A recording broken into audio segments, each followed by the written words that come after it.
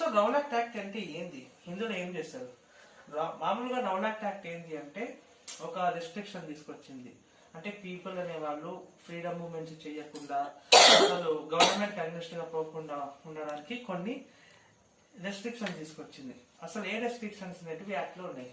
First one ఏది అంటే, ఒకవేళ అవసరమైతే ఎస్పెషల్లీ ఎక్కడైతే పీపుల్ ఉంటారో ఎటువంటి సర్చ్ వారెంట్ లేకుండా వాళ్ళ యొక్క ప్లేస్ ని సర్చ్ చేయొచ్చు. రెండో, వారెంట్ లేకుండా అరెస్ట్ చేయొచ్చు. అండ్ థర్డ్ వన్, ఒకవేళ పీపుల్ ని నువ్వు జైల్లో వేసినావు అనుకో, ఎటువంటి ప్రొసీడింగ్స్ ట్రయల్ జరగకుండా వాడిని నువ్వు డైరెక్ట్ లైక్ హ్యాంగ్ లేక పనిష్మెంట్ అనే దాన్ని మెన్షన్ చేయొచ్చు. సో ఈ 3 అనమాట.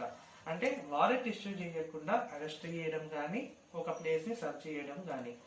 ఒకవేళ నీకు డౌట్ వచ్చి అరెస్ట్ చేసినావు అనుకో, ఎటువంటి ట్రయల్ ప్రొసీడింగ్స్ లేకుండా వారిని నువ్వు పనిష్మెంట్